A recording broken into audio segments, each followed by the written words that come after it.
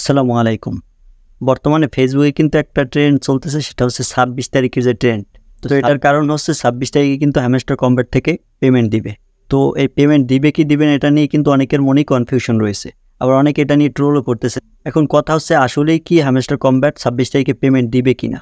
এখন আপনি যদি লক্ষ্য করেন, আগে কিন্তু এই হ্যামস্টার কম্ব্যাটের আগে কিন্তু একটা টেলিগ্রাম বট এসেছিল, সেটা ছিল ডক্স, যে টেলিগ্রাম বট বা ডক্স এয়ারড্রপ যেটাই বলেন, সেটাই কিন্তু মোটামুটি ভালো পরিমাণেই একটা পেমেন্ট দিয়েছিল। তো সেটা দেখলে বোঝা যায় যে হ্যামস্টার কম্ব্যাট পেমেন্ট দিবে।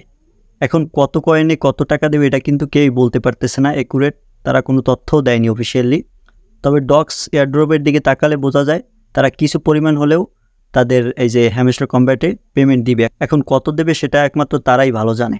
তো আপনারা যারা হ্যামস্টার কম্ব্যাটে কাজ করেছিলেন তারা আশা হারাবেন না, কারণ কিছু টাকা হলেও আপনারা পেতে পারেন।